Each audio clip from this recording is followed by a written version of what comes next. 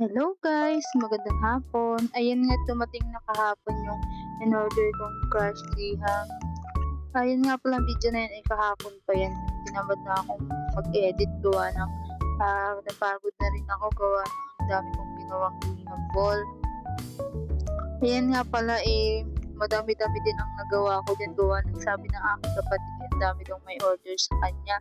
Siya sabi ko hala at gagawa na ulit ako. Ayan nga at may kasama nga ako diyang bata si Buringot.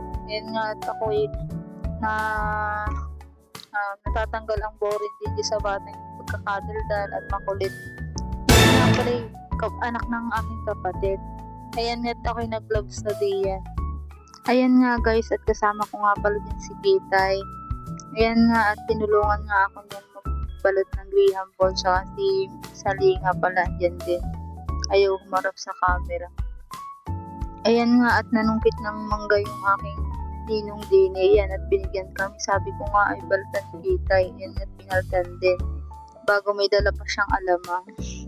Wow! Ayan nga at sabi ko umupo ka muna diyan lang ka muna. Yan nga pala kakalabas lang galing sa trabaho.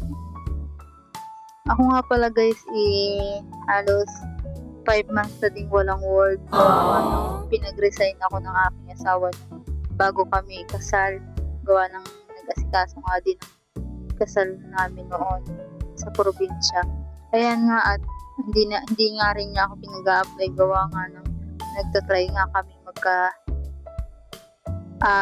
Junakis cherries, magka-baby.